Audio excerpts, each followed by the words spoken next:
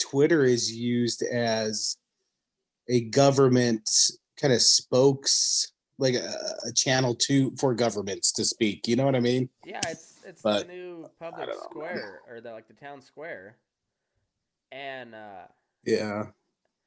I don't like it's I don't know, man.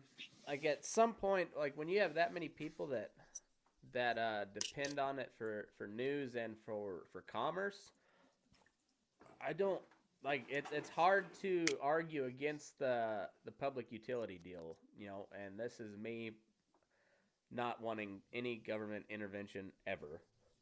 And Well, and it's hard to make that private argument. business, private business will just do what it always does and create another platform. You Yeah. know, Yeah, it's honestly. it's hard to but man, like that's what Parlor is. And so now they're dictating what Parlor has to do just to be allowed on their platform, and like I couldn't even pull up Parlor on my browser. And so like how far does it? Really? Yeah. Like and I use that Wow. Brave browser too. So like I don't even know. it's not Google, it's not Apple, it's a whole different uh browser, and I couldn't pull it up. Really? Mhm. Yeah, you're way more into the technical stuff. I didn't even I like it. You said parlor, and like I'd never even heard of that. Well, yeah. I feel like such an old dad sometimes. Dude, and so Parler is basically right wing Twitter. It's everybody who got kicked off from the right wing that got kicked off of Twitter. So like Milo Yiannopoulos, Alex Jones, all those. And now, so like they went to their platform to do their own thing, and now they can't even do that. Now you're coming after that now. Like, at what point does it end? Like, you Yeah. know, if they keep pushing this shit, storming the Capitol is child's play compared to what comes next. I mean, if that's not a clear message that people are fucking pissed off and you better tread carefully, I don't know what is. Still no excuse to rush the house like that. No, Just like that. Just I'm like not there was no supporting that. excuse. There was no excuse to destroy our home state capital this Mm-hmm. summer and all those other capitals. Like you know, I was so hopeful that like yes, you know what he did was what happened was fucking atrocious, and it bring us together. They went right back to the Mm-hmm. partisanship, like just right back. Not all of them. It seems like the freshman Democrat and Republicans are kind of like looking at the old guard, like, what the fuck are you guys doing? You know? To an extent, but then you got the squad wing, which, like I don't count them as normal. I I don't no, count I them in don't that. either. Yeah. But Ugh.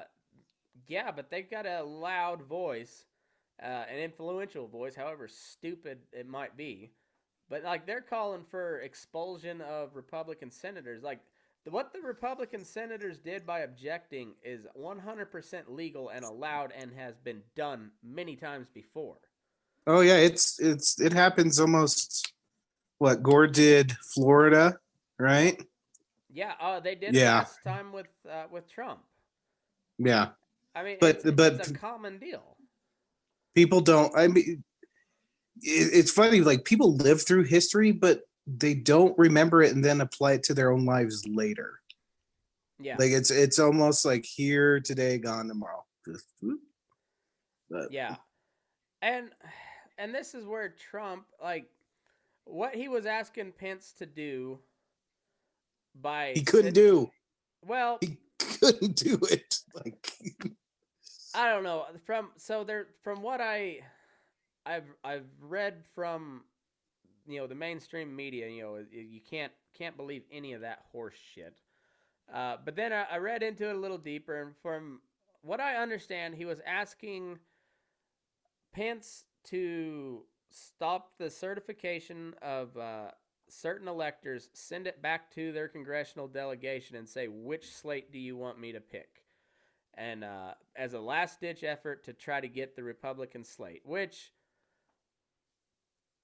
I don't know. I don't know the intricacies of the House, and especially a joint session like that. I don't know. I like that. I don't go that much into parliamentary procedure, so it might have been.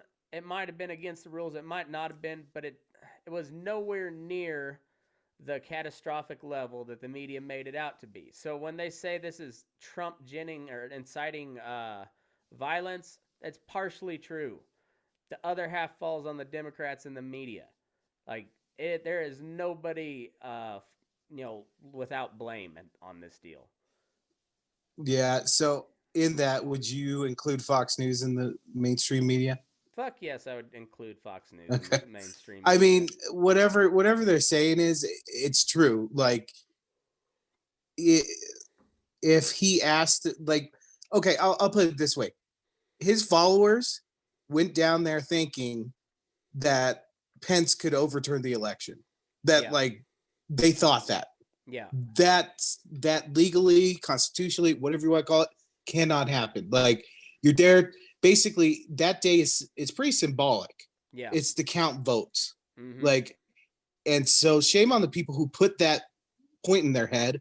Shame Mm-hmm. on the people who heard that, didn't research it. I mean, say what you research doesn't mean you go to the media. I mean, you can like look it up, like, oh, what does it say in the Constitution or the articles or like law or precedent? Yeah. Like you can do that, and it's just like shit. I wish more people were like me in this sense, maybe good and bad. Even my father, when my father tells me something, and you and I both know, I trust my father probably more than, and my wife more than anybody else. But I question constantly, and even me, with my dad, he tells me something and I got to go research it and try to pick it apart. And if I can't, I'm like, oh, my dad's right again, as usual. But you know what I mean? Yeah, and like you don't have to be, just an argumentative dickhead, which I can be. Which we are. Yeah. We are. But you can also, I mean, just have a curious and like it's good to be skeptical. And like we as Americans, we were founded on the principle that we don't really trust the government, so we're going to make it have as little power as possible. And Right. Yeah. Yeah.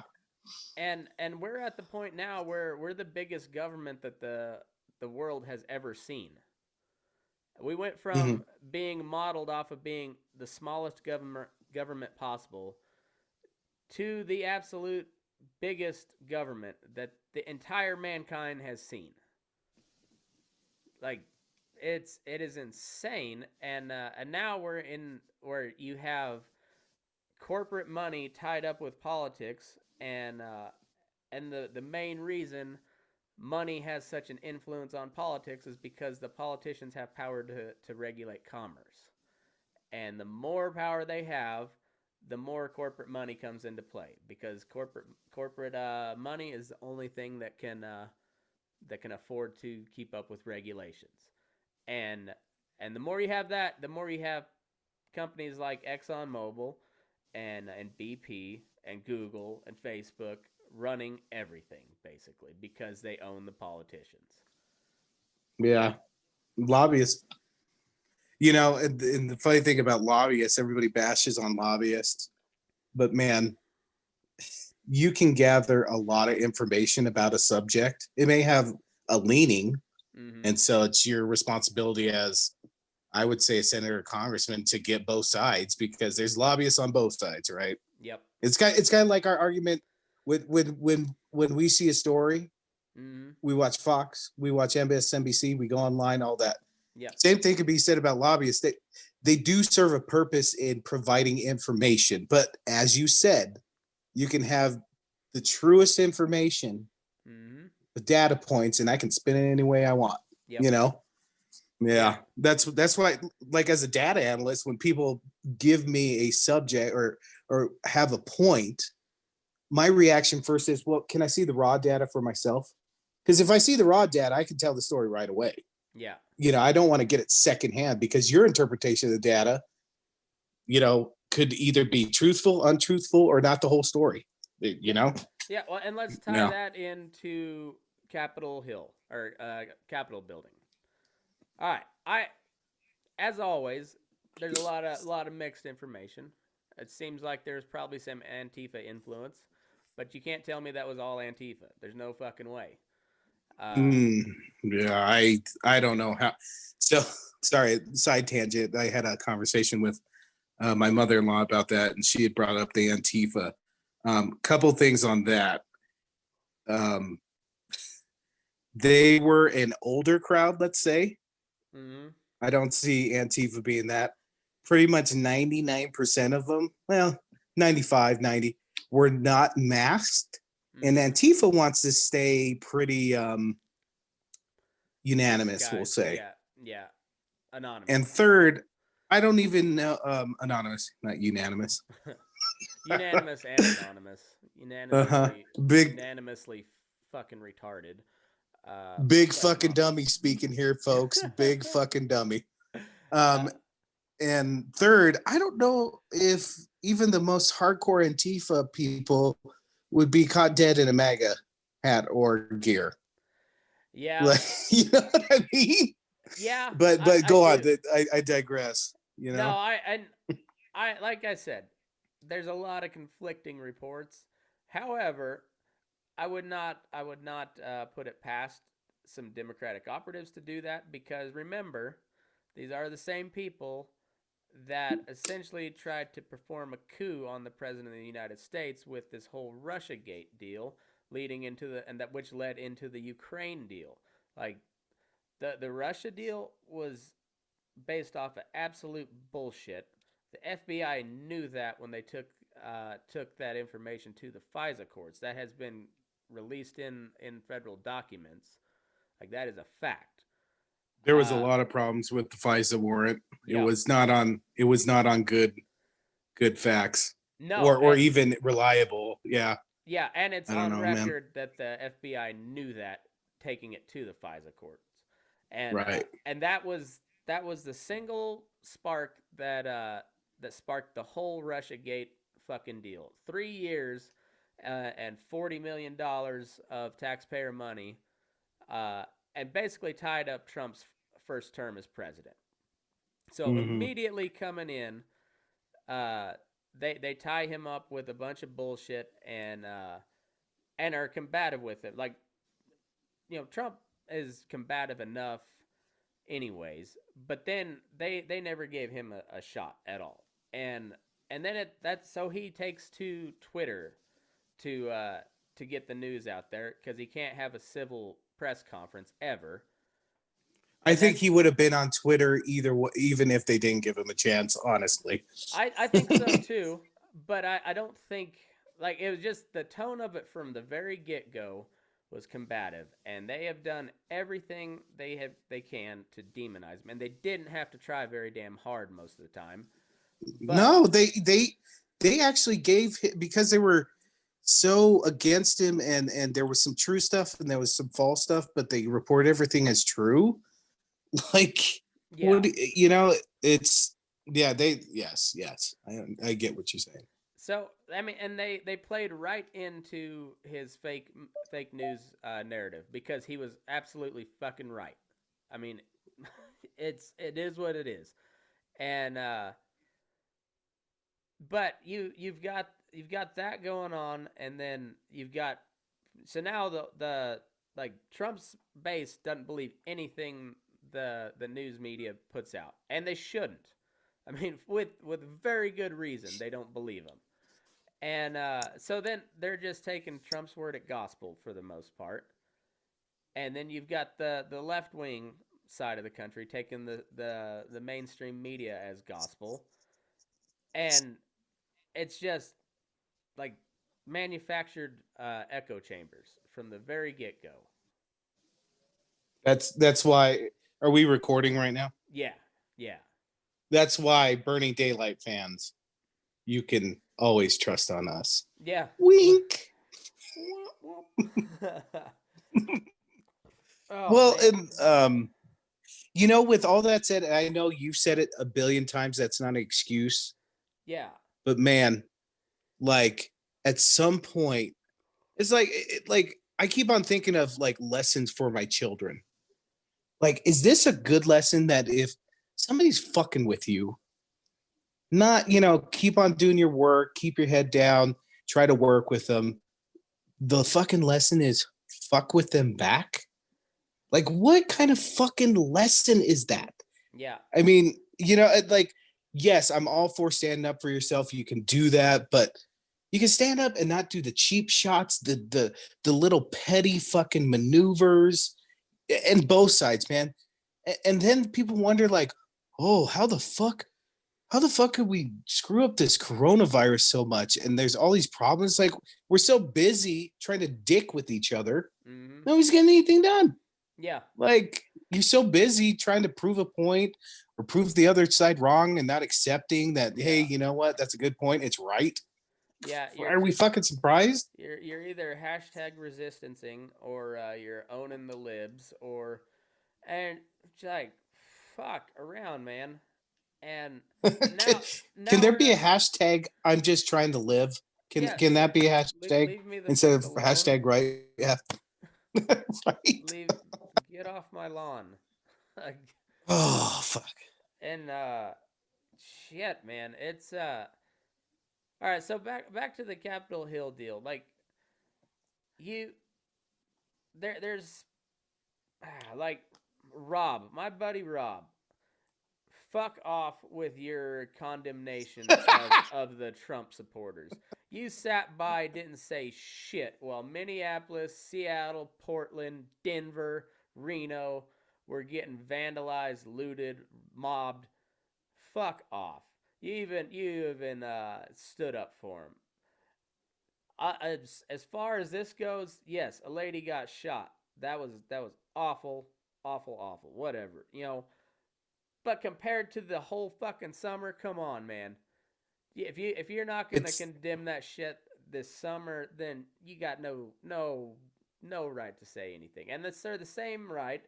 Everybody that was condemning the violence this summer, and not to look at this and say, hey, this is pretty fucking bad, then fuck off. Like, you be consistent.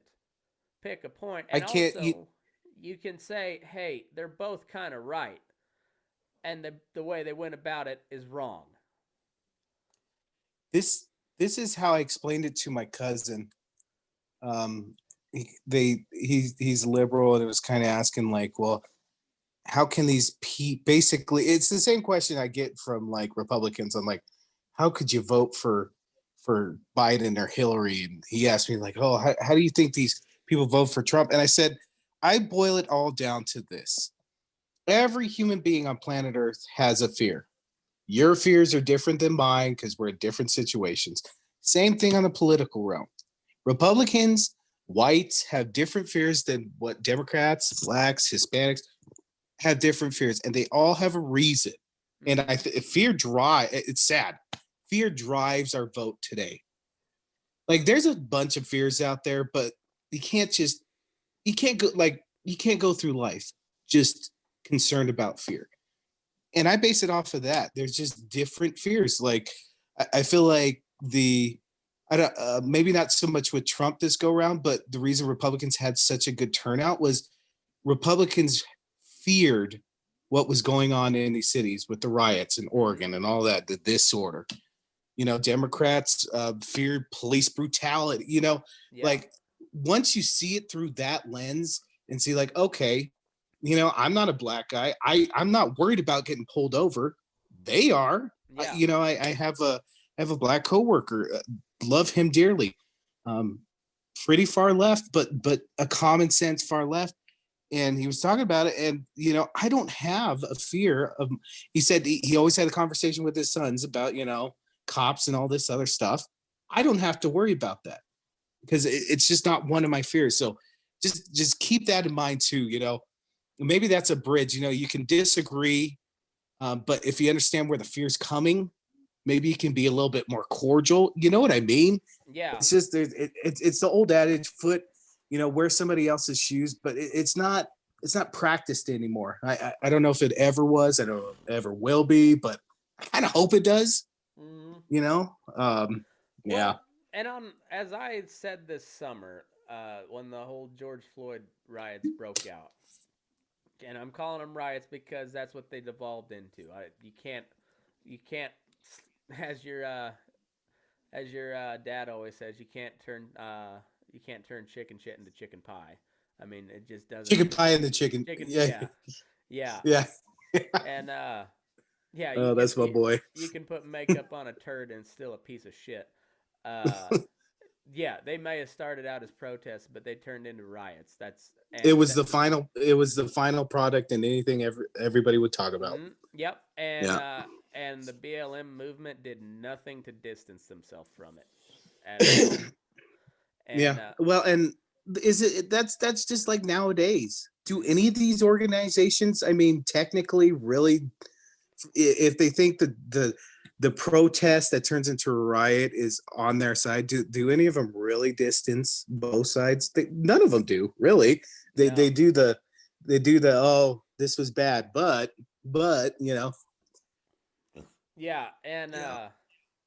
it's I don't know, man. They so like the conservative side, they automatically went to just like you've got to clean up your community and back the police, and then if you think about it from their standpoint, like they've been bitching about racial injustice, especially in the policing, for 50 years now. And they're still bitching about it, so there's obviously a problem there. So you can't just dismiss it as it's not an issue. As it may not statistically be a race issue, but that's how it's perceived, and perception is reality. So like work within that. And on the same side, for everybody bashing all the Trump rallies, he got 75 million votes, and there's there was like a million people that showed up in DC. That's no small thing. Obviously, they have a case there. Whether you agree with them or not, you better listen. Like that is the people speaking to you, and everybody mad. It's the people's house. Since when's the last time it was truly the people's house? When the last time has Congress done anything for the American people? Like, and that's both sides. Fuck you both. Like, Oh, but we got an $800 check, Matt, oh which yeah, yeah, me and my wife don't need. We're gonna donate, but yeah, and they're I buying votes. yeah, they're giving our money back to us, in which they'll tax us on again, at a Right. future point. And if you Oh don't get fuck! I that didn't even number think of right, that. you'll have a little audit, and then if you continue don't to not figure it right, you'll eventually go to jail. But hey, there we go. Government loves you. You Don't. know how many math? You know how many math tests I've gotten 100% on, Matt? Zero. Zero, and I'm good at math. Yeah, Maybe not like college good, but definitely like fifth grade math, like fucking nailing it. yeah. I love the meme. It's like the government is gonna tell you we're gonna take this much money from you, but you're gonna need to figure out the number. And hey, if you get it wrong, you're going to jail. And it's Uh, Speaking of, I'm such a sick fuck. So everybody, seems like parents nowadays teach kids about taxes around Halloween time, mm, and they get joy out of eating the candy, right? yeah, There's something in me that just has the joy of looking at my children's face when I say, "Up, oh, tax time," mm. and take one, and their poor little faces are so sad when I get the Reese's peanut butter cup. I Like, well, you got to learn someday, boy. the one regret I have homeschooling our kids is not getting the satisfaction of getting a note from their teachers saying like your kids keep saying taxation is theft like every chance they get. Somehow, like, I feel like they haven't stormed the principal's office yet, No, demanding more playtime. see, we're not much of a storming type. More on the lines of camp out on the courthouse yard and and do a barbecue and tell cowboy poetry. That's kind of how we protest. But God bless. God bless. God bless. yeah, So I really wanted at some point I wanted to do the me and Matt talked about the under the hood session yeah. because Let's talk about Georgia. okay. So me and Matt have been going back and forth, and I kept on hearing rumblings, especially in the first go round, that people were shocked that percentages on election night fluctuated up and down. And of course, they all think, holy shit, there's something going on. So, as many of you know, if you've heard before, I worked in politics. I was in it for 7 years. Uh, Conservative. I know people are probably like, oh, this fucking lib that Matt brought on here is just fucking talking on both sides of his mouth. Nope, I was Republican, not registered Republican anymore. I'm independent right now, but I worked for Republican causes, conservative causes, oil, gas, guns, candidates, you name it. Stuff I still believe in, nothing too radical. But through this, I've been through, I don't know, I probably had 15 to 20 different campaigns during that time. Um, and so just to explain why the percentage fluctuates. So we'll just use Colorado, for example. So when those first ballots come in, those are early voting ballots. And back when I was doing it, usually that benefited Republicans. So if we were up by 5 to 10% on the first ballot wave, it wasn't time to celebrate because we knew Denver takes forever to come in. It's a huge liberal, a lot of Democrats. That's going to be a huge base. So it depends on what county is coming in that state. So if it's in Denver, Denver's always last because it's a bunch of votes. You can fluctuate 10 to 15 times or not 10 to 15 times. They usually update 4 or 5 times a night. But you could be up by, I don't know, 5%. And depending on what comes over the night, you could be down. So this is a natural occurrence. So please, if you hear anybody ever bring up that as fraud, it's not. That's how it goes. Um, and second, I know there is fraud. We always suspect it on campaign, but it's not as widespread as I don't think everybody thinks. Um, the only one time it really affected us, we had a campaign about setbacks for drilling. Mm. And the night before, we were up by 100. They did a recount, and we were up by 20, and they did a recount, and then we were down by 20. But this was over 10,000 votes. So it was really tight. So yes, in circumstances like that, that fraud, if it's within like 1,000 votes or 2,000 votes, that fraud I definitely can affect the outcome. Mm. If it's a 10,000, so just be careful. If you hear something, research it first. But that's the two main points I've seen under the hood that on campaign it sucks, but we didn't have like, oh shit, mass fraud is happening right now. Yeah. Just keep that in mind, people. On election night, and so many more people. Shit, people have turned into me on campaign. People are watching election night now. I thought that was only for political hacks like me. Now Yeah. everybody's watching, and if you're gonna watch and make judgments, you gotta learn about past elections. You just gotta, Yeah. so you can be informed about it. Yeah, and and that being said, though, there was some weird shit. Like Arizona got called way, way, way too early, like way too early, and that has a because like there was still polls open from like Arkansas west. I mean, that it was early on when when Fox News called Arizona, and Mm. and that that has an effect on people like late going to the polls in the western states. They're like, oh fuck, he lost at Arizona. Like they're like, well fuck, why even go to the vote now? It's like that shit has a serious effect. And it was weird that it was Fox News that did it. Like I remember because we were doing an election show and I was like, why? why is Fox calling Arizona when nobody else is? And then especially when Arizona gets drawn out for weeks afterwards, like that was you fucked that one up, Fox. Like that was a fuck up. Well, and keep in mind too, listeners, that when you hear a station calling an election before everything's counted, that's just the particular station that's calling Yeah. it. That's not the Secretary of State. That's not any government workers. Like they'll never call it until it's counted. And if there's a recount, they won't call it until there's a recount. Everything's exhausted. So like, and they got, honestly, the news stations, that's the one thing I think they've really got going. They've got really smart people looking at election night. Like they know the counties, and you can make some assumptions.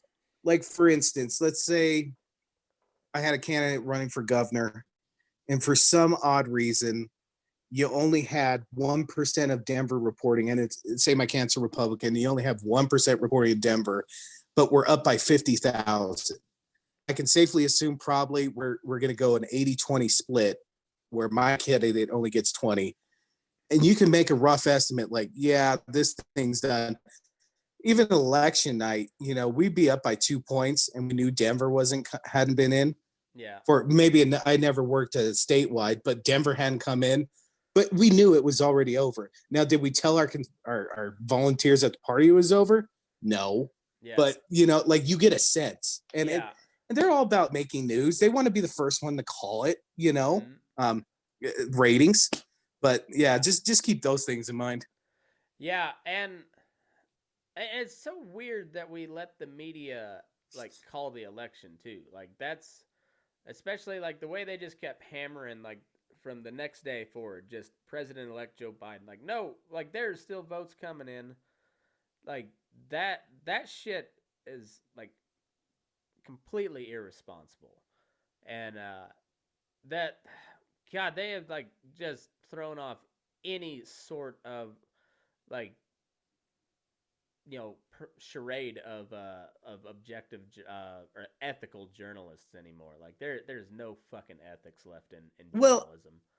And it's something we've talked about before. Like it's no longer reporting the news; it's just commentary.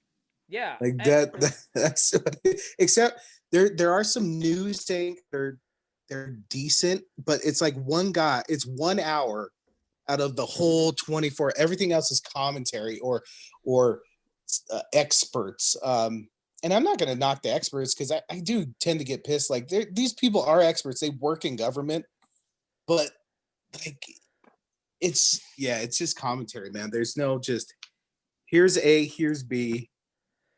What do you think about it? The problem is, especially with like the news cycle and politician, like I miss I long for the days of like way back in the day, like you didn't even know what a politician looked like or sounded like, and you saw him once every 2 years. That's why Abe Lincoln was so successful. Nobody saw his ugly mug anywhere. God bless him. Yeah.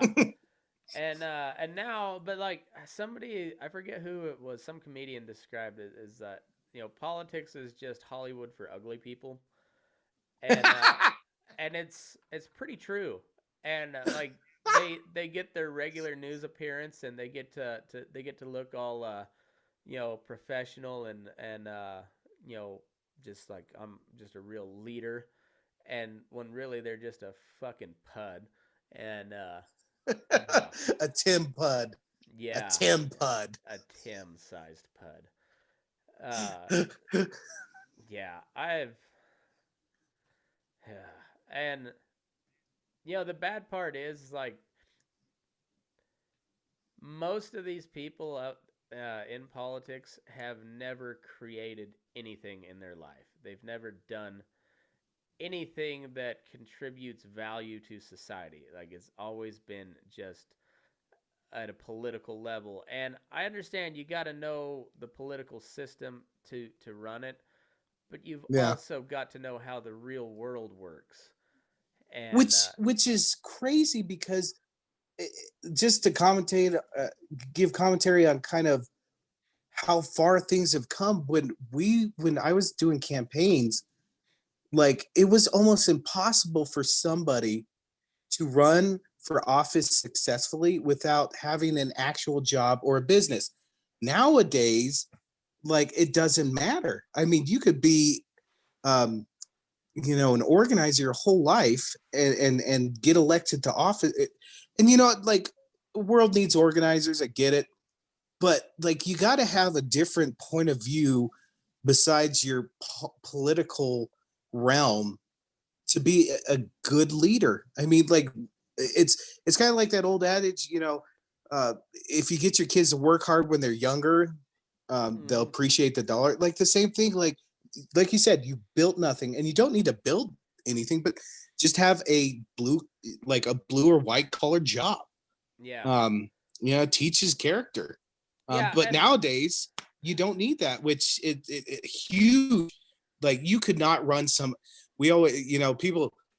When I was in politics, people would tell me like, "Oh, Aaron, you should run some. You should run for something." I said, like, I haven't. Like, I've been in politics my whole life. Like, it would never work. mm, Shit, nowadays it would. yeah. It's just like, man, I and most of those people like wanted to be there, like that they're aspiring to be that position. Like, why? The people I want up there, I don't want them to want to be there. Like I want them to just like, I fucking hate this job. I'm gonna do as little as possible so I can go home. Like that's how I want my government. Like it's like, ah, fuck, I gotta drag my ass to Washington to vote for some stupid spending bill. I'm gonna vote no on that motherfucker, and then I'm coming home and living my life. That's how I want my politicians. Like, See, and I'll agree with you halfway. When people, at least when it came to my candidate and the ones I believed in, when I heard, oh, they're just professional politicians, I said, no, I know this man. He's not a professional politician. There are professional politicians, but he's trying to be a professional leader. mm, So if you find a candidate that's a good candidate, just think of it as professional leader. If they're just worthless, yes, those are professional politicians. But there are professional leaders out there. It's just they're getting fewer and far between. Oh my god, I'm so glad I'm not in anymore. The candidates nowadays, like Loeffler, like honestly, I think Trump has a lot to blame with what went down at Georgia. He literally spent the whole time attacking the governor and the secretary of state. I didn't hear much promotion of the candidates, but man, Loeffler, she was a fucking terrible candidate. She was a terrible candidate, you know. And then all that shit with, and I know her stockbroker is probably not talking to her about what her stockbroker things going on, but selling them off right before the pandemic, that really doesn't look fucking good. yeah. Well, and on the GOP, like, they didn't like Trump. Like, the GOP leadership does not like Trump. That has been Yeah. pretty obvious from the get go. Fair enough. However, without Trump, it's pretty doubtful the GOP would have ever won a presidential election again. When you look at the Democratic machine, dude, the Republicans had nobody. I mean, they Their had bench no. is they have no bench. We always used to talk about it here in Colorado. The Republicans don't have a bench. And people, good operatives and good candidates just they're like, fuck this, I'm not gonna do it. I'm gonna go to the private or public sector and go home at 5 and not have to deal with this shit. Well, and you can shit on Trump for all they want, but at the same time, he fucking swept the field, dude. Uh, You he did. he straight up won it, and he won it with authority. I mean that there was no question. Donald Trump was the. I mean, like there was talk about rewriting the convention rules to keep him out. Like that's how handily he won the primary. So you owe it to him a little bit to stand up for him, because without without him, you don't have the presidency, and you don't have the momentum going into that first two years. And then, like, whether you believe the election fraud or not, you at least gotta have his back and say, hey, we need to have the courts examine this, and you gotta like, hey, let's get our best people on it and make a case and see and find the let's get to the bottom of it. And it was all half-assed, and and you gotta know your situation, know the guy you're dealing with. Like, you know how he operates at this point, so you've had 4 years to learn that. Like, find a way to get behind him without compromising yourself. The media is going to come at you one way or the other, and take a lesson from Trump. Like, fuck the media. You don't have to win the media. Like, but just like, come on, he owe it a little bit to him. Without Trump, the Republican Party was on fucking last legs, man. And honestly, too, the argument I use with my liberal friends, as I've said before, he is my president, but I think he's been pretty detrimental to the country. Um, I try to argue with them that you guys have a little bit of responsibility of bringing him here. I mean, Yeah. you started the Nazi calling and piss matches. Well, Republicans started with Bill Clinton, Mm, fucking with him and Monica Lewinsky. Then Bush comes along. yeah. Everybody calls him a Nazi. Then, Obama came along and kind of the same thing. I'm sure there's people on the right that really didn't give him a chance either. No, they didn't. I don't agree with a lot with what he did. And then, the thing that pissed me off is liberals always talked about the boogeyman coming. They said, oh, McCain's the boogeyman. Mm, Does anybody these days believe McCain was the boogeyman? I mean, agree or not with his politics, I never saw him as a boogeyman. I never saw Mitt as a boogeyman. But they kept on crying wolf, and then the wolf came, and they show no connection on, okay, maybe we should look at the past 12 years at 12 years of what happened. And it's even continuing today. Like, we've talked to over and over again. I don't think Democrats have learned a damn thing from this last election. I mean, they took a beating. yeah. The Republicans gained seats in Congress. They almost won the Senate. If Trump would have campaigned and stopped with the election stuff, I think both Senate seats would have been won by Republicans, honestly. Maybe. But everybody's surprised, and they forget about the past. They always forget about the past. Isn't that fucking human history? They forget about the past. Sound Mm, like fucking old man on my fucking rocking chair. Like, oh, remember your past, or you're doomed to repeat it. mm. Well, and Yeah. on a Georgia GOP and their voting system, like, you had a month knowing what went down on November 4th. And that was another weird thing. How everybody just shut down counting voting at the same time, it seemed like. Like, I've never seen that done Mm-hmm. before. And and that was one of the big conspiracies behind it. That was the big things driving the whole fraudulent vote deal was the big jumps in votes after the counting had stopped for the night, and prematurely, it seemed like. And Mm-hmm. And those can happen. We had stuff like that happen. It could be a judgment call by whoever's running it that's saying it's late enough. People have been, because everybody thinks that, or maybe, I don't know if everybody thinks or assumes this. They think maybe like elections are just waiting for that week of election. No, there's a ton of work, and that last 2 months they're working their ass off. And this is not to say that there isn't or is any fraud, but like, you just don't know those type of instances, like office life. Like, sometimes your boss gives you a day off because you worked hard that week or something, like, that shit happens. But I'll I take into consideration your concern, but there are some other things that go into yeah. that. Well, anyway, so like that was one of the things. Like, I mean, that was obviously one of the big arguments was how Mhm. everybody seemed to shut down early, and it seemed like, I know that there's states that do, but it's usually kind of staggered as votes come in, and this, it was just like 10 o'clock here, like 9 states or whatever just stopped counting, and Trump was ahead in all of those, and then when they start back up in the morning, all of a sudden that leads flip, which you've explained. I get that. Georgia, seeing all that and all the turmoil that's come from it, tell your volunteers and your workers, nut the fuck up.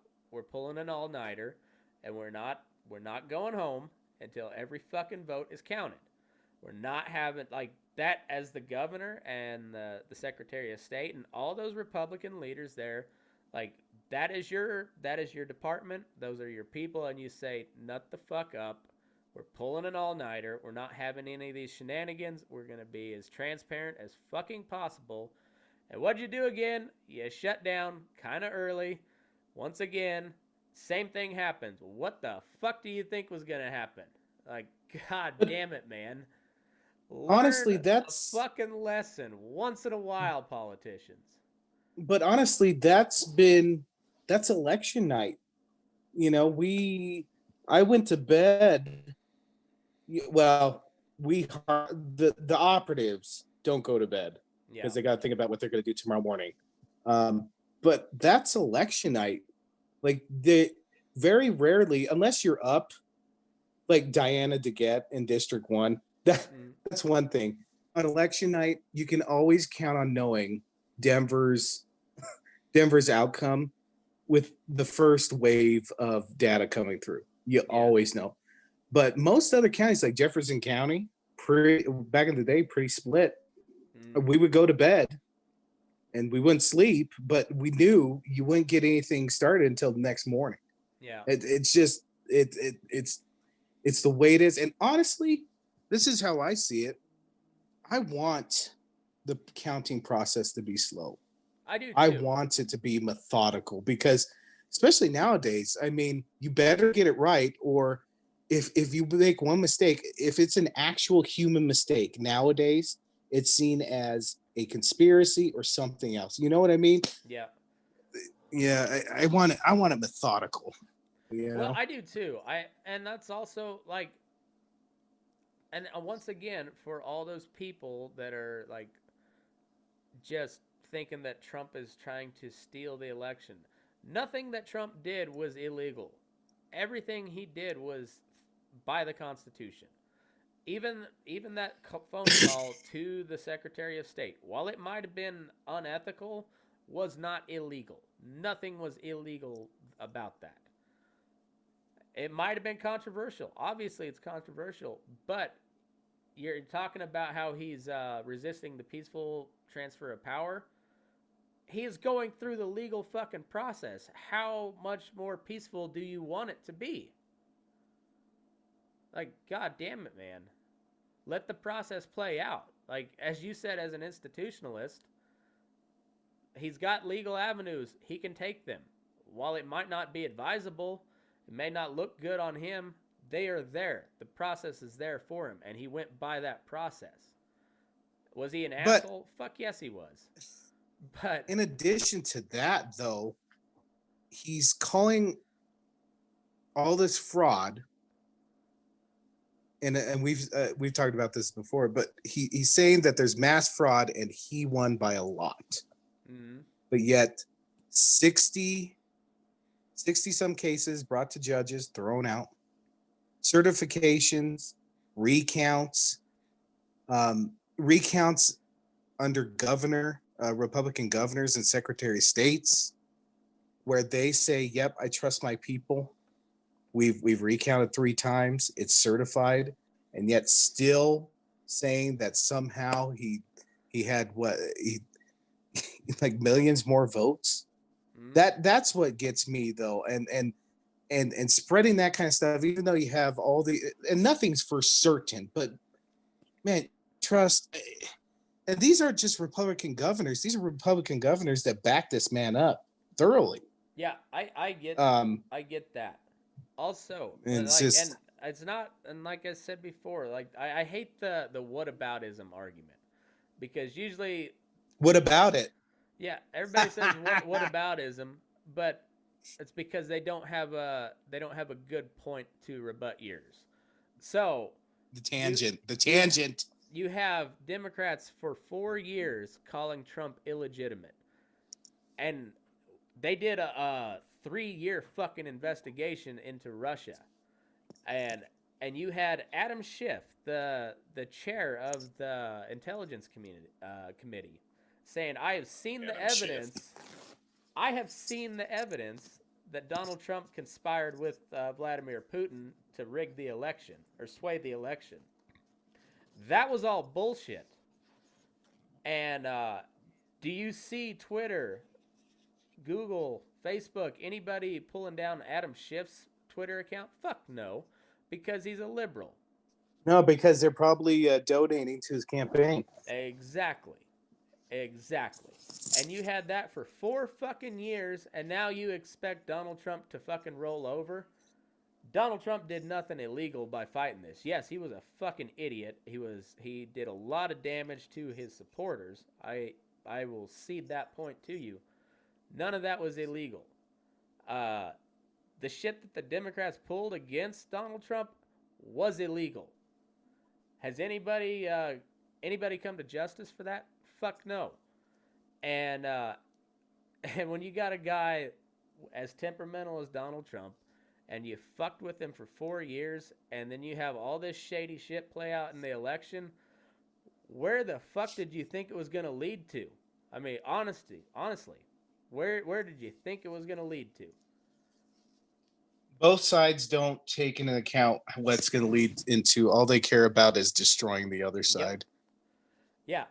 Yeah, it's and sadly, the population is starting to take that mindset, which is fucking terrifying. Because I don't know. Last time I looked, is Nevada in the United States?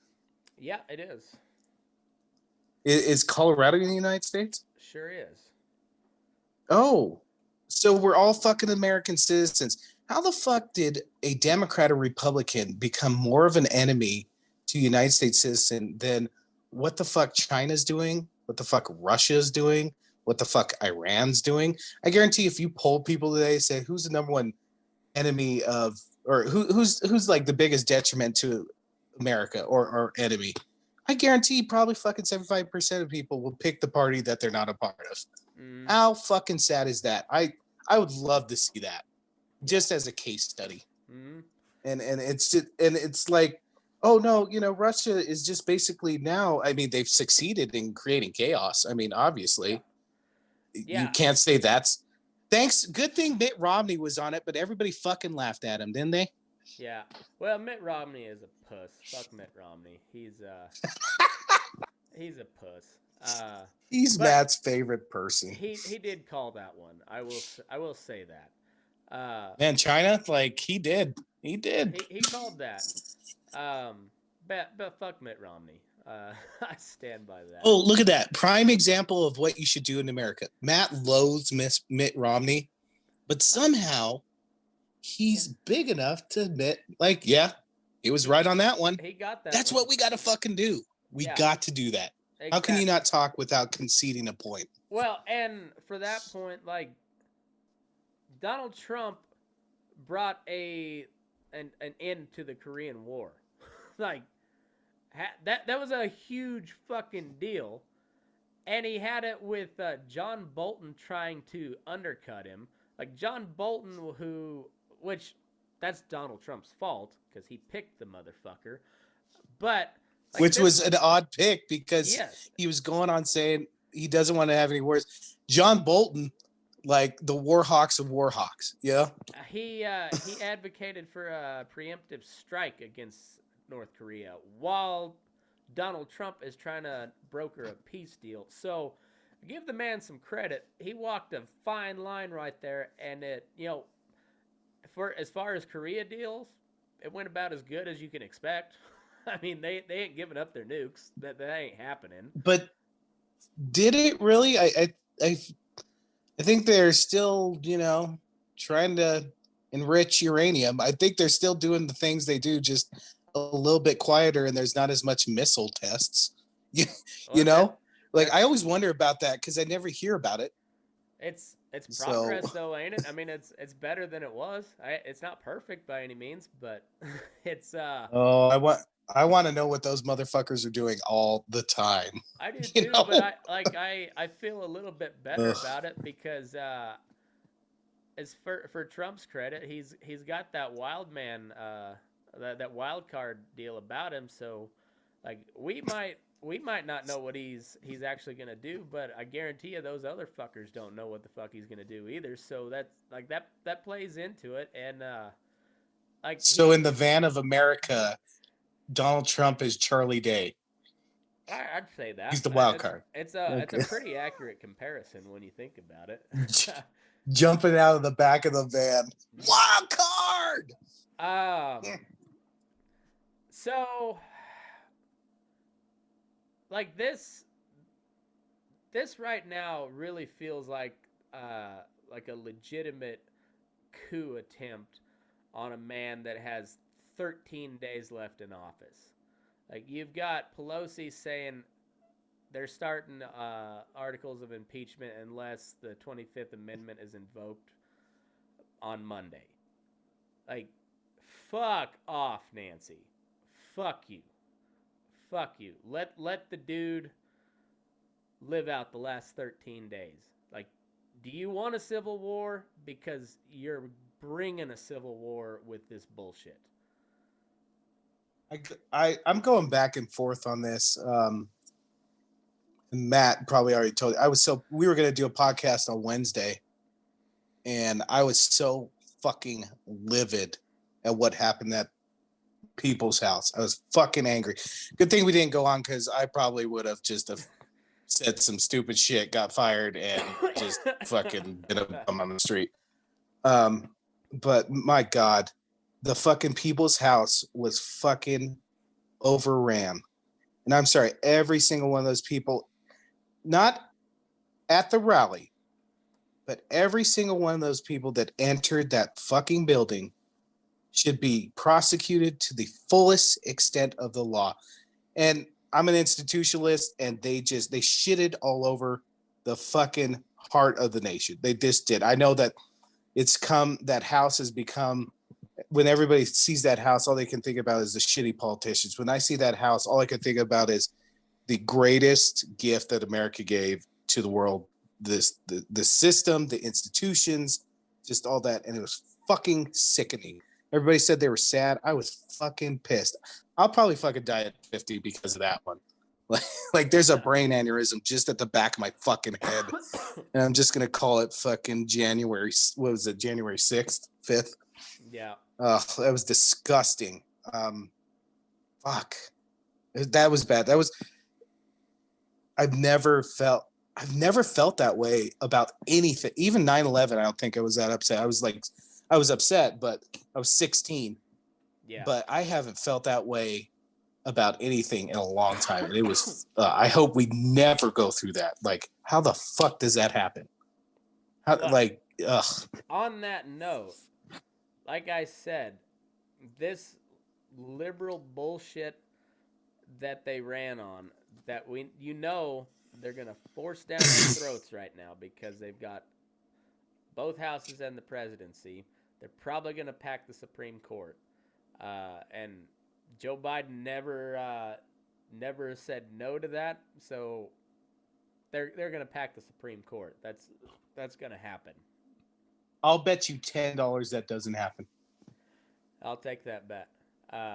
And then we can pass that $10 back and forth, and the first one will be Aaron told Matt so. Yeah, that'll be the first writing on it. Yeah, it might be optimistic, but I don't know if that'll happen. I don't know, man. If it's one thing those Dems are good at, is they rally the troops, and when they have power, they use it. I'll give Biden this. Compared to other Democrats now, he's a little bit more above the pissing match. Maybe. I honestly think that just looking at his, not his early career, but his later career, like he's got respect from some of the Republicans on the other side. Which, when's the last fucking time you would ever say like, oh, a Republican has respect for a Democrat president or vice versa? Like that hasn't happened. Shit, pre-Clinton, I feel like. There are some Republicans that do respect Joe. I think. God, I hope. I just fucking hope at least half of Congress see this and be like, you know what? Let's get our shit together. Realize you're in a fucking pandemic. Realize you just had the house fucking rushed on. Like, just help us out. Help the people out. Just do it. Yeah, I'm not optimistic because, like I said, if that's what they wanted to do,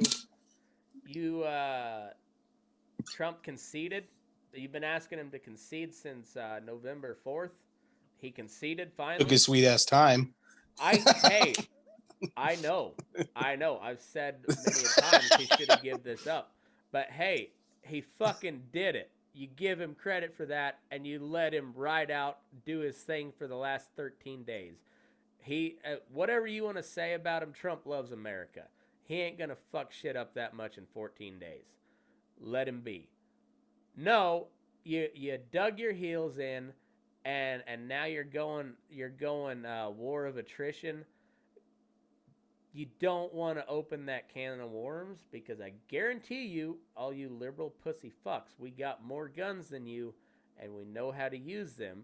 And that whole Capitol building thing, you keep pushing the nail like that should be a fucking warning shot across the bow to you.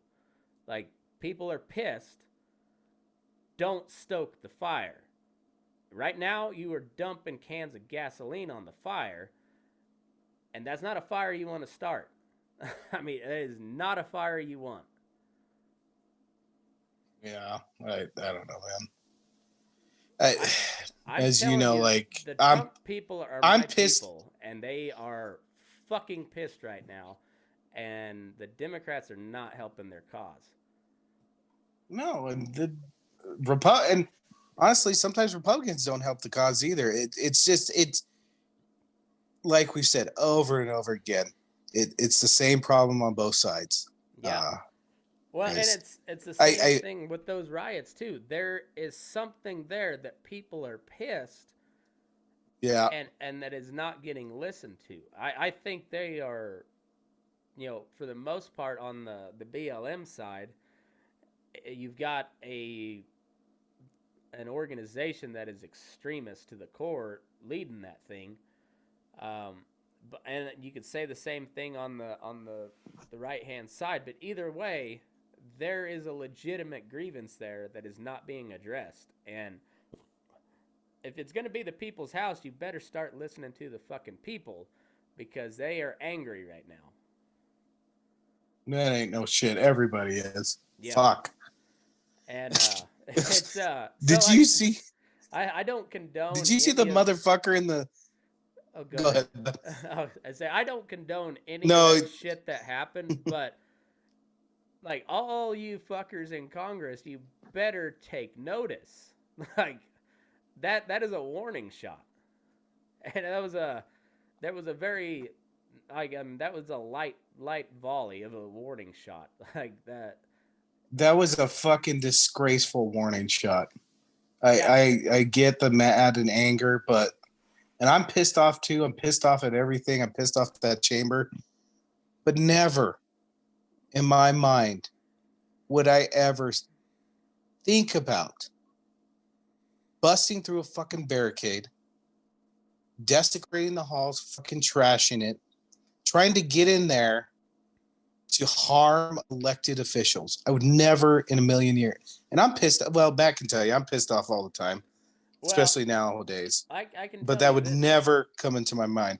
I can tell you this though, like there's a lot of rednecks up there, and rednecks for being as wild and crazy as they are, that's not them. And so for them to get to that level, like you better listen up. They're pissed. And it doesn't go well when rednecks are pissed. I mean, like It just don't. I mean, they fight and they like to fight. So listen up. Like that's like Well, it's not that I don't like the fight. It's just it's the fucking people's house. Going in there and doing that, you like everybody talks about not taking into account people's personal views or votes. Wasn't that the ultimate not taking anybody's personal views or votes into account? I mean, you're stopping a process of elected officials that people chose, mm, and you stop that process. Isn't that the same thing as ignoring? I mean, except by citizens. yeah, Citizens literally took that away from people. I yes, I will grant you that point. And I would say this that this election was the straw that broke the camel's back. Like there is the middle part of America has felt ignored for a long time. A long time. And they Mm. threw a big fuck you to the system and elected Donald Trump. And the system fought back against Trump since day one, impeded everything he tried to do. And then there was enough shady shit that went on election night to call in question of the election. Whether you believe it or not, there was enough there to for a lot of people, most of the people that voted for Donald Trump, to say this don't look right, and and you basically told them they were a bunch of retards the whole time. Like it was a that shit had been brewing for a long time. Oh, Again, they've been snubbing their nose at blue collar workers, middle America for quite a while. I'll agree mm, with you to that extent, man. It's fucking disgusting. yeah, Where do they think we get our beef from? yeah, exactly. Blue Like, or our electricity? Like I don't mm, want to go digging in a fucking mine for coal or like yeah, just realize like we depend on these people just like they depend. Everybody depends on like you can't belittle a fucking job yeah, or a a lifestyle, man. Yeah. yeah, and like and then this like the big tech censorship. Like I'm so torn on this. Uh, but it's also like it's so hard to like the whole. Remember the net neutrality thing? Remember how the internet was going to be done forever because Trump repealed net neutrality? Huh. Like every other piece of legislation is doomsday if you vote for it, Mm-hmm. and it's Armageddon if you vote against it. Yeah. But now we have, major social media companies censoring the sitting president of the United States. That is a problem to me. Like that some I there is not something not right with that. And not only that, but like they are scrubbing him from everything. And man, You that you got you got to do it one of two ways. Either you censor everything, which I don't want, or you censor or you nothing. put everything up. Yeah, Mm-hmm. like And you know. also like from a strictly libertarian standpoint, I kind of Yeah. love it that a private company is telling the head of the government to fuck off. However, I know. I can't say that they're a private company because they're in lockstep with the Democratic Party, and so if it was truly like if it was like a libertarian radio that was just censored all presidents, that would be funny. Like I'd be in favor of that, but it's when they have Did your that libertarian soul just rip this week? a little Was that bit. what was going Well, on? I A just little bit. when a company like that can sway an election, and they did, like they did, and when they can Which is they fucking sad. yeah Which is when fucking sad. it says a lot about the people, it really does. But Ugh. the fact that a company can do that, I don't know if that's a private company anymore. You know, like that's There's It's a monopoly, and monopolies are against the law in the United States. yeah, yeah, it's an oligarchy at this point. I mean, that's what we're living in. It's not a we're not a republic anymore. We haven't been for a while now. Like we're a fucking oligarchy. Fuck, did you see the man bear pig at the Capitol? No. The guy with the buffalo horns and Oh yeah. shirtless, and he had a tattoo. Oh yeah. Fucking my buddy Eric sent I photoshopped myself on that guy. my fucking buddy Eric sent me a meme that says it had Al Gore in front of the dude. He says, "I told you, man bear pig was real." Oh, Super ethereal. I did some serious photoshopping of myself into like I've got myself photoshopped behind Pelosi's desk. If if the listeners haven't seen Matt's new series, what do you call it, Matt? Is it your Civil War diary? Yep, Civil War Diaries. Fucking Matt puts his he writes about the days ongoing and the march on Washington, and every time I fucking see a post, all I can think about is Randy Marsh in that episode where they had the Civil War reenactment, and fucking Eric Cartman's writing his friends about how he's gonna win the war and all this bullshit. But fucking every time I see that, I just have Cartman's fucking voice in there, like today was a very hot struggle today. I must write many letters about boys who were lost in the field. We will be victorious. I hate you guys. I hate you so very, very much. Yours, So very, very much. General Cartman Lee. General Cartman Lee.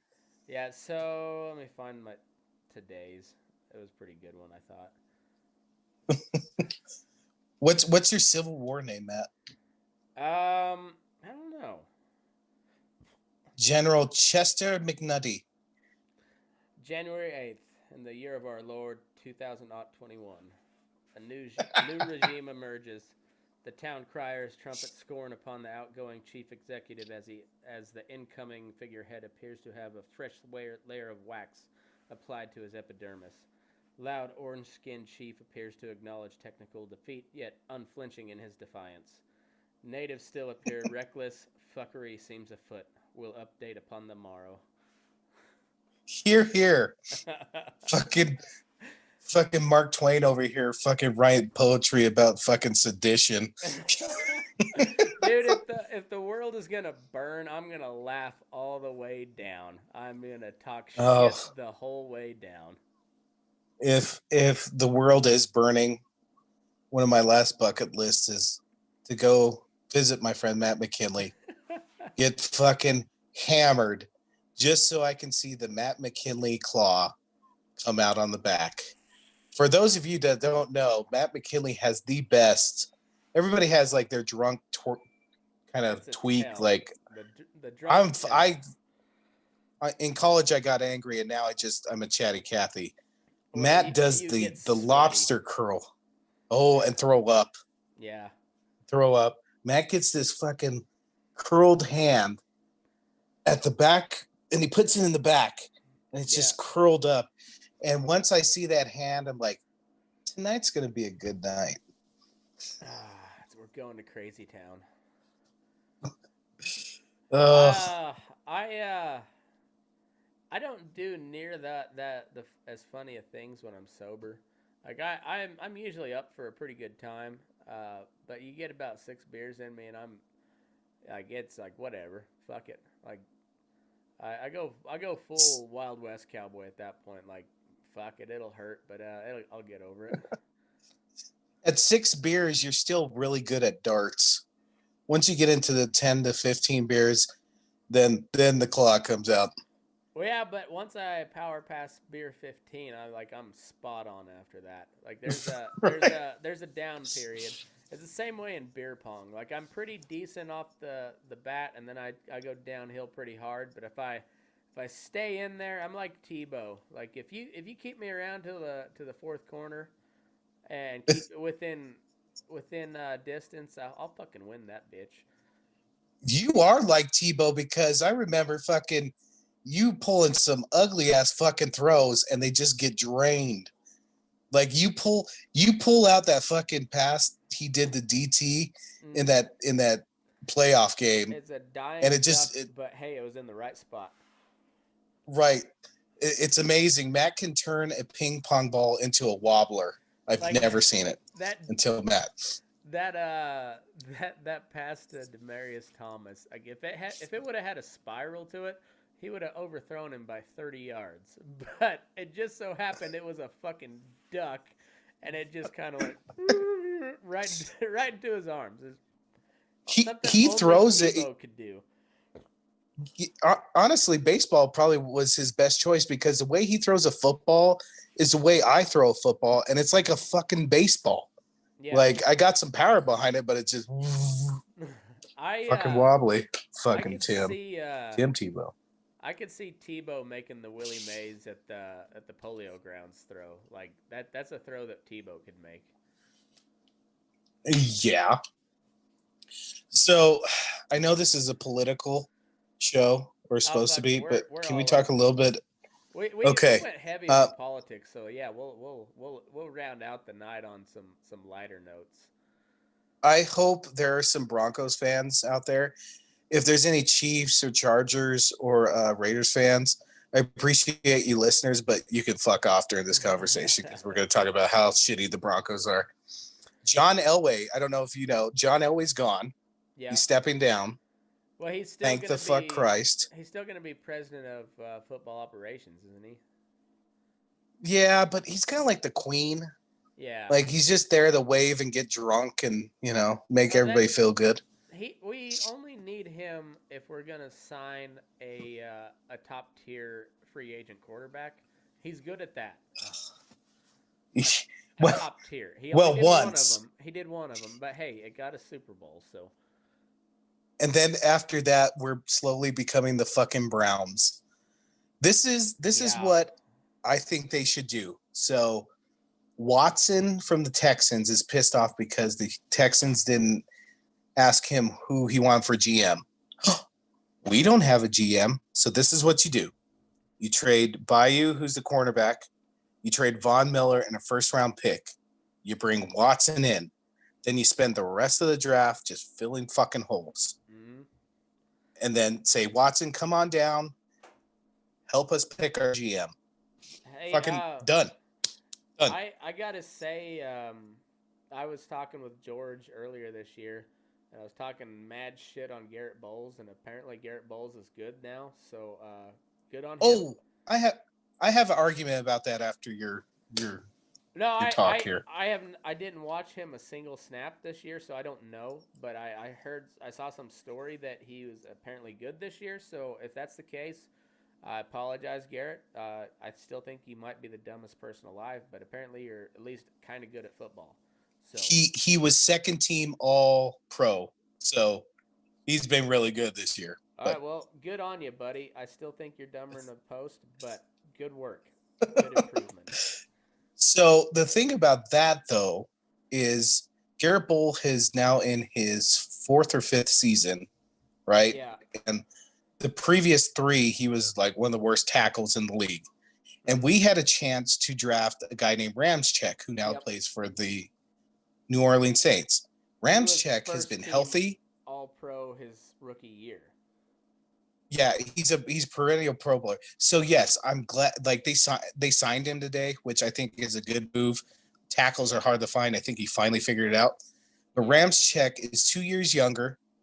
He's been healthy and he's been a good player. So you've given up 3 years for a good player to be good at 5th year for a great player who's been good the whole fucking time. Yeah.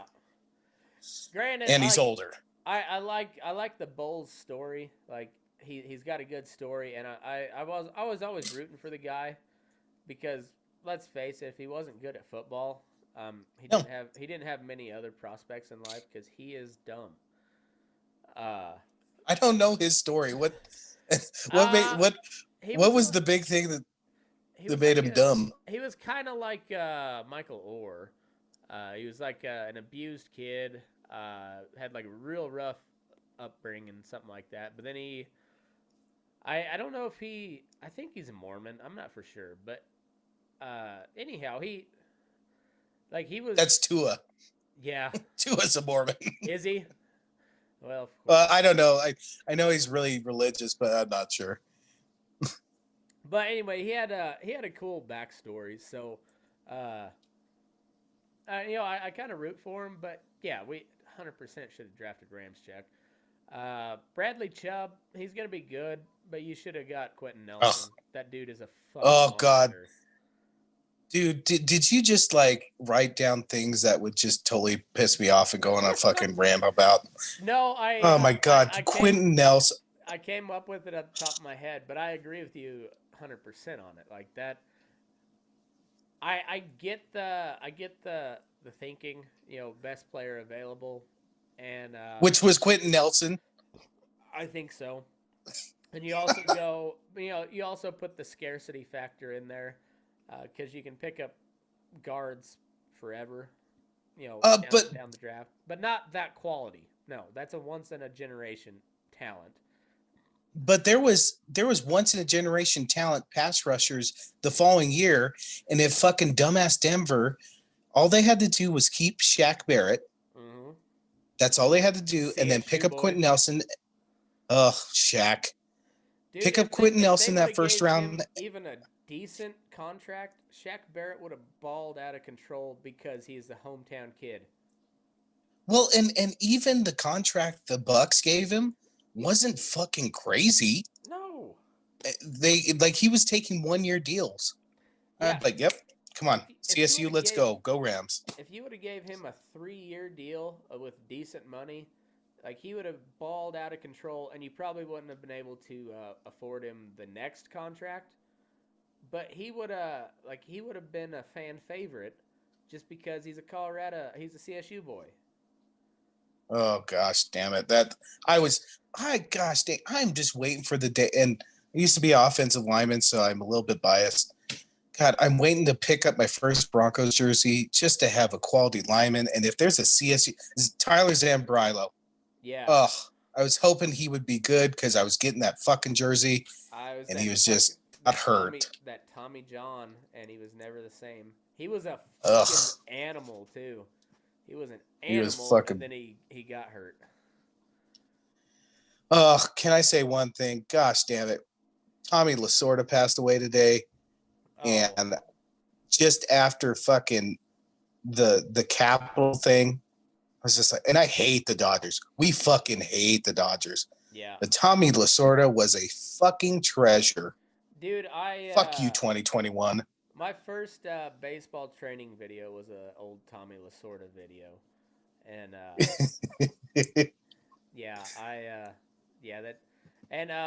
who was the Dodgers announcer?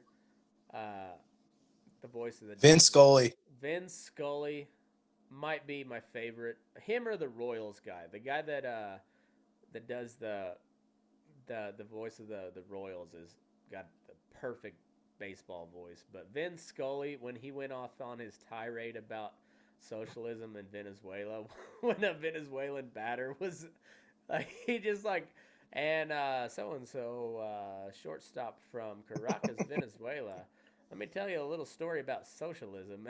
Like as he's taking his practice swing, he's like, and strike one, that's about the only strike you get there in Venezuela, because that's how socialism just keeps on laying it on.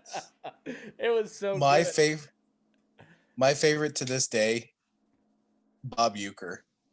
I mean, have you ever even heard of a Brewers broadcast too? Oh yeah. It's fucking poetry. It's not like Major League. I wish it was. Bob Uecker wish it was too. Maybe that's what we should start. We'll have an alternate broadcast with like cussing. It like not for kids. Yeah. Oh, that would be so good. That would be so good. That show on IFC where it was the play-by-play commentator. And he's like a drunk. Frank Azarian. Yeah. I forget what the name. Tim loves that show. It's pretty goddamn funny. Rockmeyer? No, that's the Cowboy show, right? Oh, that's Longmire. Brock. Yeah, it is Brockmire. Hank. Brockmire, yeah. Yeah, or some. No, it's Hank Azaria, but his last name's Brockmire in the show. Yeah, it's If words rhyme, I get real confused. Longmire. Walt Longmire seems like a hell of a cool guy. Worst fucking sheriff in America. Yeah, Absaroka I County. haven't seen it. Absaroka What County makes him can't bad? have. Well, he can't have more than like 3,000 people in his county, but god damn it, he has a murder every fucking week. It seems like. Like, Is there drugs involved, Matt? oh, always. But like, how do you keep getting elected to sheriff when you have that many fucking murders in your county? Like, man, I seems like a nice guy, but he just does not do a good job. You know what it is, Matt? It's got to be election fraud. I think so. That's But Russian interference played a huge. It's funny how you haven't heard anything about Russian interference this year. You haven't heard anything. no, because they won. Yeah, They won. exactly. And now they're gonna double him. They're gonna double secret impeach Trump. What a fucking super secret probationary. What is it from fucking Animal House? Double secret probation. Yeah, so they're gonna double secret impeach Trump. Like, if you, as a husband, what do you think double secret probation comes with? Like, what are the punishments? Definitely I feel like couch is just single secret probation. Double secret probation is probably like you want to keep one eye open because you might get murdered. Yeah. Yeah, I do that anyways, just in case, because my father-in-law lives pretty close, and he's kind of a cranky old mountain man, and if you look at him the wrong way, he might just go ahead and just sneak in. So just he's looking for an excuse, Matt McKinley. No, see, he's pretty easy to keep happy. I give him some shit, but for as far as in-laws go, he's pretty easiest guy to shop for.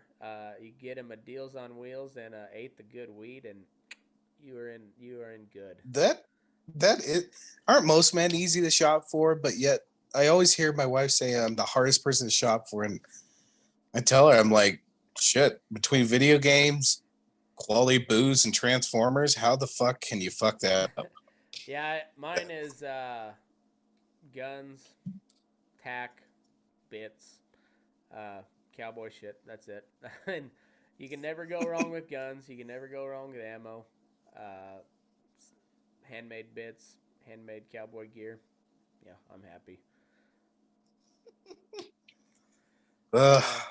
Speaking of I totally which, didn't. Go ahead. I got a new sponsor the other day. He's an old friend of mine. He does like he makes handmade bits, spurs, and buckles and stuff. And we're doing a competition. So there's an art to roping, and so we're doing what we're calling Fancy Loop Fridays. So people have to submit it, but they get a chance to win a pair of handmade spurs, which can be pretty pricey. It's gonna be pretty cool. Yeah. So I kind of want to. Ryan he's gonna build a pair of spurs and give them away to the winner. Oh my god! I kind of want to like submit it. I know I'm not gonna. Maybe it'd be so fucking hilariously terrible. They're like, let's give the city slicker fucking something he's not. I would so fucking walk around town. I'd walk around in my fucking American flag boots and my shorts, fucking spurring it up. People would be like, oh, who is this fucking guy? And I say, I'm fucking Danger Aaron, bitches. Fuck yeah. I like it. Okay. Like it. So bits are the stuff. The bit is what goes in the horse's mouth. Is that right? Yeah. Yeah. And total fucking city slicker question. So, cowboys might be the stupidest people on earth, or just the most. I don't know. Like, we get paid not a whole lot. Like my job, I do fine, but in general, cowboying doesn't pay very well. But the gear that we use is expensive, and good gear, which is going to last a long time, is really expensive.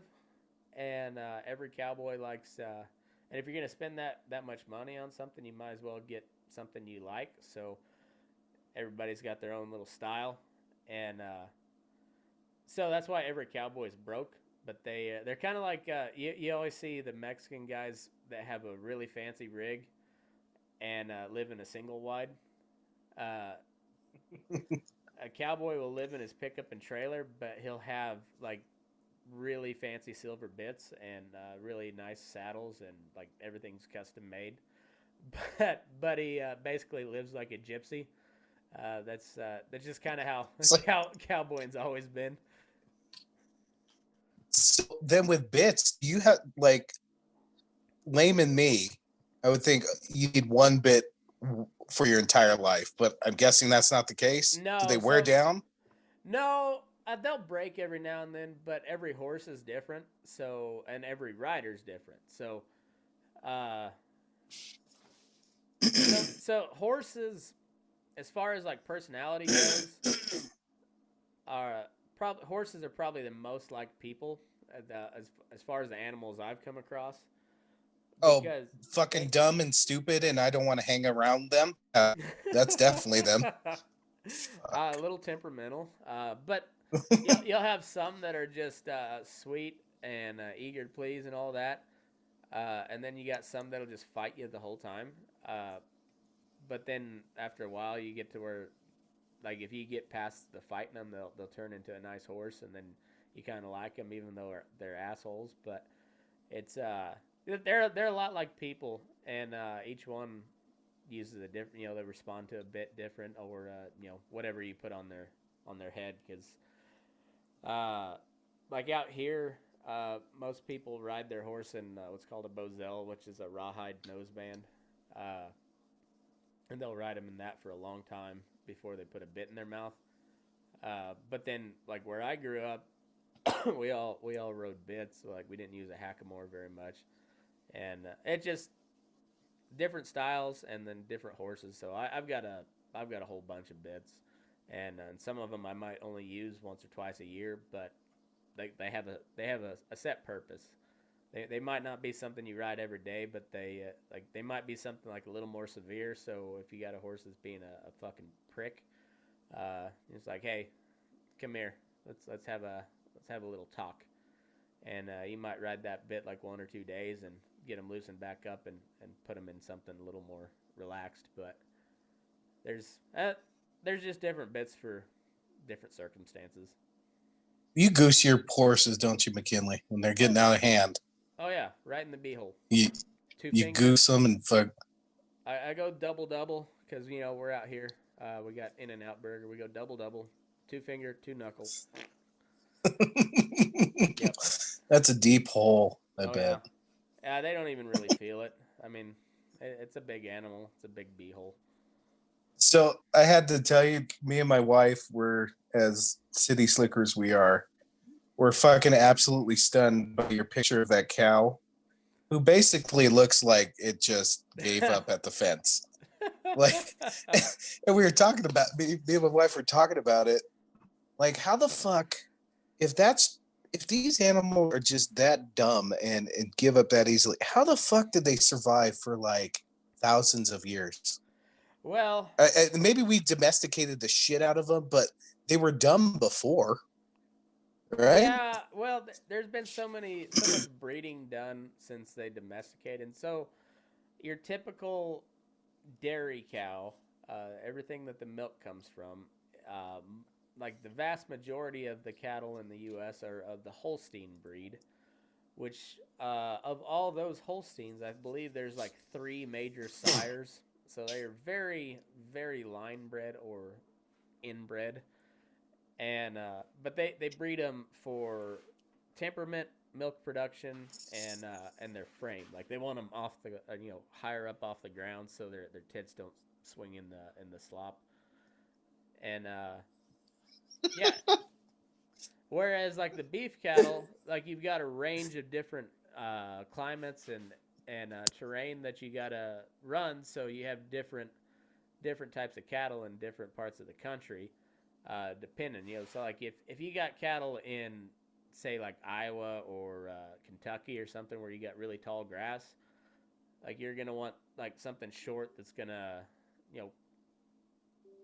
that doesn't have to travel much for feed because they don't have to. But you get out here, you want something a little more leg and something that's going to move because they got to cover some ground to eat because we're the desert out here. So there's not much out here. So you want something a little longer, a little leaner, and something that honestly kind of bitchy because there's a lot of predators out on the desert too. So you need something that's gonna whoop a coyote off her calf, and so.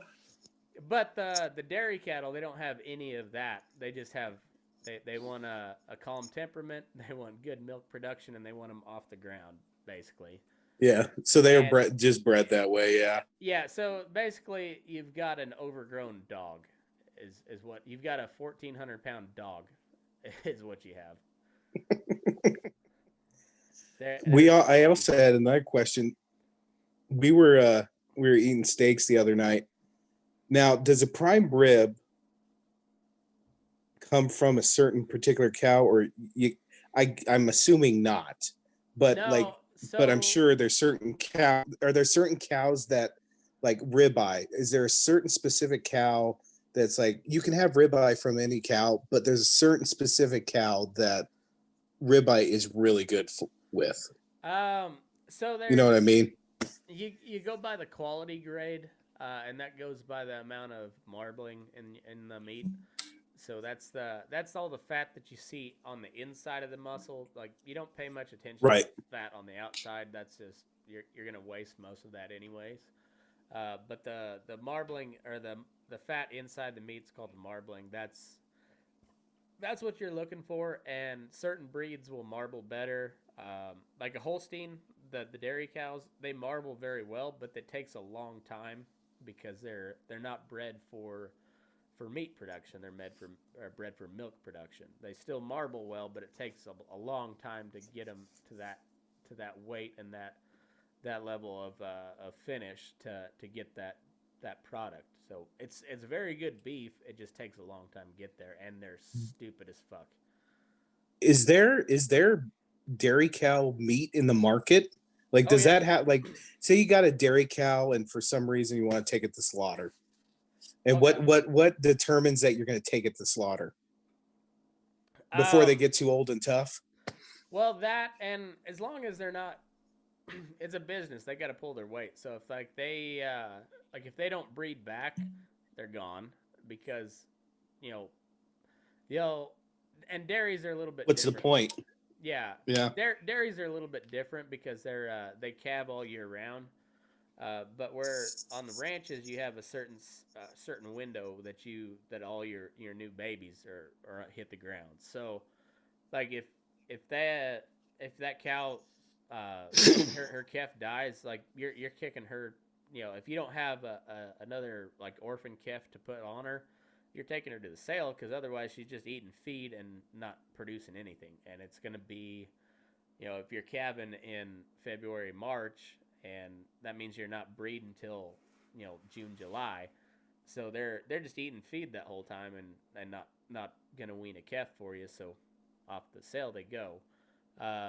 Dairy cattle, it depends on their genetics, but they'll usually give them a couple 3 times to try and breed because they breed every day of the year.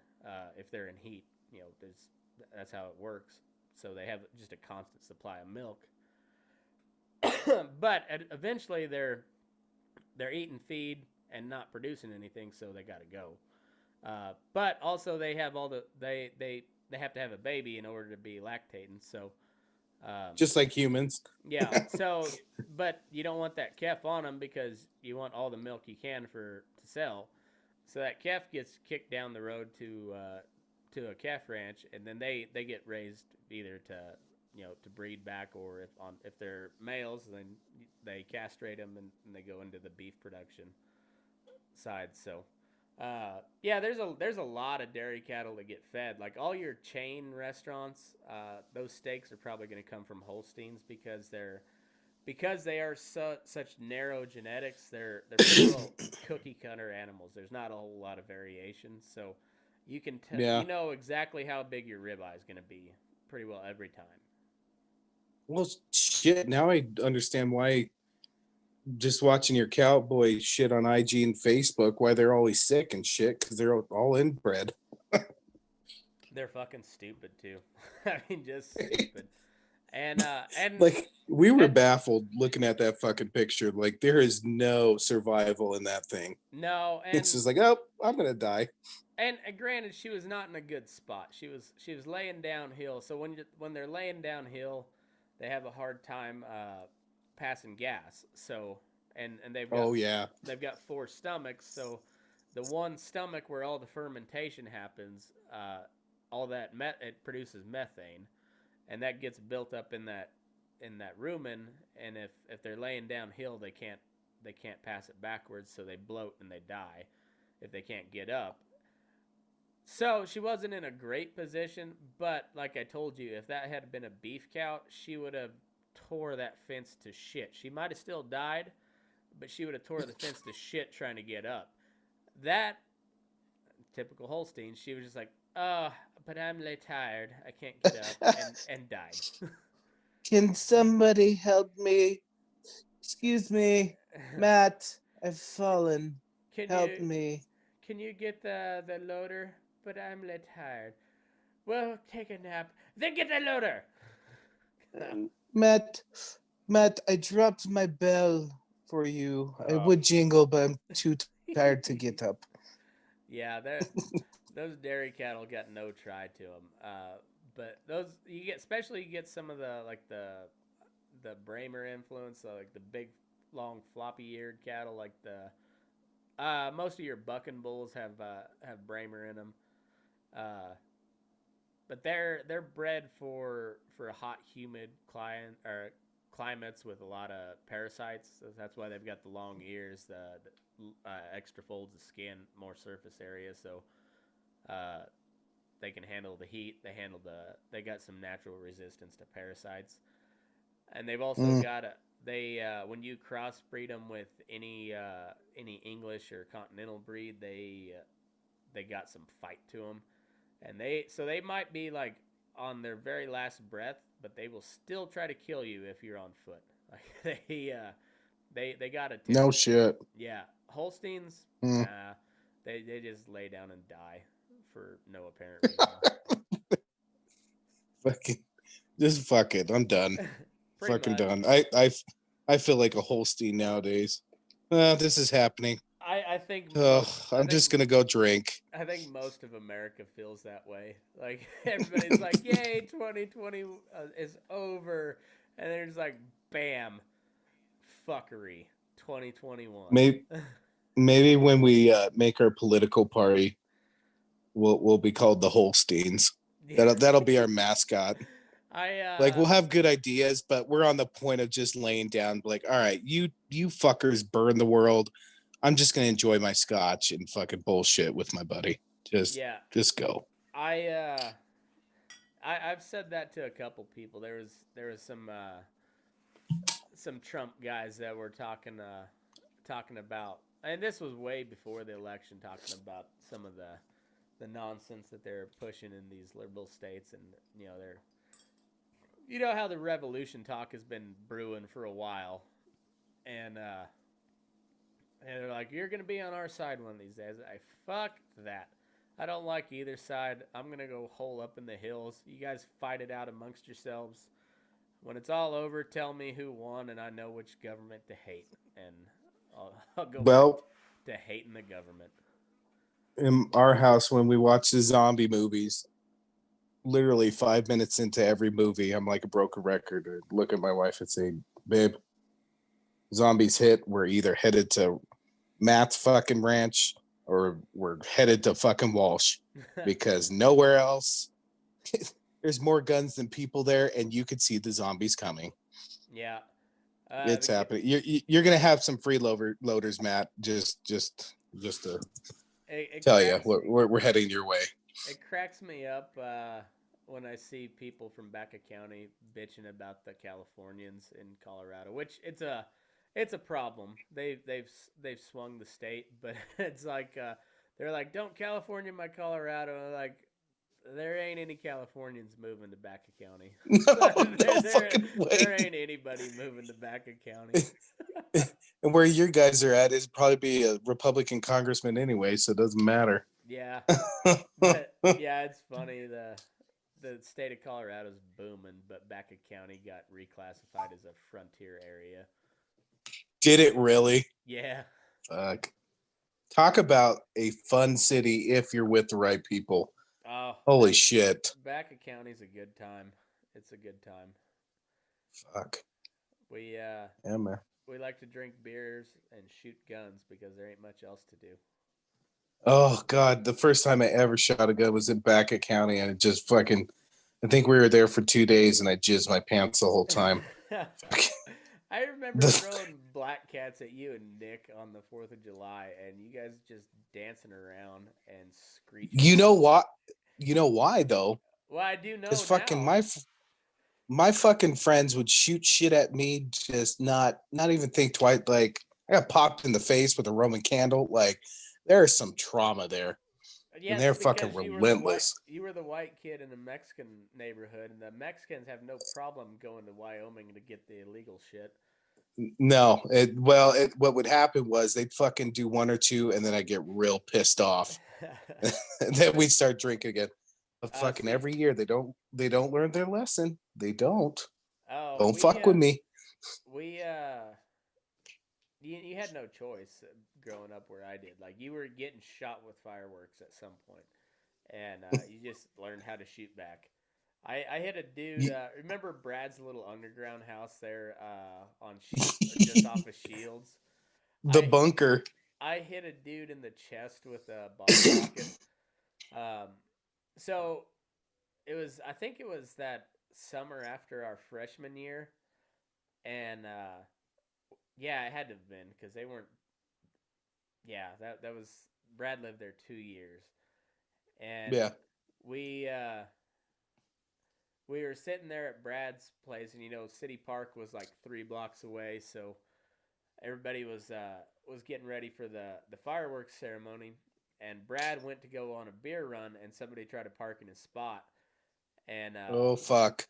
So I went and told him you couldn't park here, and then he got all pissed off, but he drove off, and then like he came walking back by. Apparently, he found a parking spot. He was talking a bunch of shit, so I shot a bottle rocket kind of by him. I was pretty decent. I was a pretty decent shot. It exploded roughly in the area of his head, but nowhere. It was harmless. I mean, it was loud, but should have been standing there. It was nowhere. If I wanted to hit him, as I showed on the next one, if I wanted to hit him, I would have hit him, but I didn't want to hit him. He was just talking shit, so I shot one over, and it popped harmlessly above his head. And then he bowed up to me, so I shot another one and hit him right in the fucking chest, and then he turned around and kept on walking. Fucking quit arguing about the parking spot. Get your fucking little pud to the festivity, you little bitch. And you can vouch for me on this. Like I don't play the asshole on something like that. Like I'm a pretty down home good old boy. Like hey, my buddy, he lives here, and he just went on a beer run. So I even said, I think there's a parking spot like 2 blocks down. I said, otherwise you're gonna have to go like 3 blocks that way. And but he got all pissy with me, and then he was talking shit. So talk shit. I was about to ask, how much of a dick was he? Because you gotta say some shit to Matt McKinley if he's fucking shooting bottle rockets at you. Well, I was a little loosey-goosey that day, but he was a dick. Like he was talking shit when he drove off, and then he was talking shit when he walked back by. Well, talk shit, get hit, and probably a frat guy, I'm guessing. Oh, those fucking guys. I'm sure. Fuck, I hate frat guys. Still do. This AGR, fucking day. AGR was pretty good because they were half and half. You had the country kids, and then you had kids of parents who owned ranches. But was that the ag frat? Yeah. I'll stand corrected. That we had some good times there, and there were some good old boys. But I think it was because it was the ag. Yeah, but boys. it was still half and half. There was some major douchebags in that one too. But for the ones that you knew, yeah, they were good guys. Yeah. Oh, Fuck, dude, I had so much to talk about. I sent you a couple texts, and then the rush on the Capitol happened, and I can't fucking think of anything prior to that day. I no, can't think of anything. it's funny how these news cycles work. And granted, that was a huge deal. But like like we said, like we got to call out hypocrisy when we see it. And so all those people that condemned the riots this summer, you have to condemn that shit too, because Yep. I get it, they weren't violent in themselves, but a chick got shot in the neck and died. You know, Oh, a an police officer died. Air Force veteran, a police officer died. Yeah, it was a bad deal. So that being said, you don't discount any of the violence that happened this summer too. That shit was bad. Yeah. Just be consistent. Be consistent. It was so bad that a Republican president was tossed out of office, Yeah. and Republicans had a good turnout in Senate and Congress. Mm-hmm. That never happens. That never happens. Yeah. But it was, and I was like, shit, I was concerned too. I may have been a Republican fighting for gun rights and stuff like that. I don't own a gun, and I respect your right to own a gun, but I don't own one. I'm seriously considering about buying one for the house. I just never thought I needed to, and now 2021, I was thinking about it all last year, and I might get a pistol for the house just in case, man. It's fucking crazy. And like, we live in a good neighborhood. If for those of you that don't know, I live literally a quarter mile away from Columbine High School. This is the most secure neighborhood on planet Earth. Like, Columbine has its own police force. Yeah. Like, so we're secure, but even still, I might get one. You should. Just in case. You should. And You should have Smith and Weston sponsor your show so they give me free stuff. I hope so. One of these days. One of these days. No, I suggest everybody, like, it's at that point now where, like, everybody needs to be a little bit of a prepper. If the pandemic hadn't shown you that, like, have some shit on hand, because when shit goes south, it goes south in a hurry. Right. And like, it's, I don't know, like, firearms are, I've always been taught, like, every gun is loaded at all times. You always, Yeah. you remember how bad I ripped Nick's ass when he was jackassing around? The gun was Oh, unloaded. The gun was unloaded, but he pointed. I said, I mean, and Aaron can tell you this. I don't get mad very often, but I was like, my Papa Bear voice came out right then. You do not point any gun at anybody unless you plan on killing them. Like that. Well, and honestly, like, when I went out there, I never shot a gun before, but even I knew the rules and protocols. Yeah, but you know what I mean? You were also prodded at every step of the way. Like, no, this is how you put the gun. Like, yeah. Oh, I asked because, like, they're fun, but it's still a gun. Yeah, and even if you wouldn't have asked, you would have been told, because, like, we respect what a firearm can do. Right. And yeah, so, like, and this is a good buddy of mine. I ripped his ass because he was just jackassing around and swinging a shotgun around.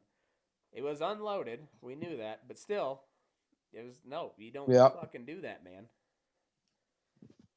Well, even in our house, like, Vern is starting to play guns and all that. Even in our house, we're like, yeah, don't point at people.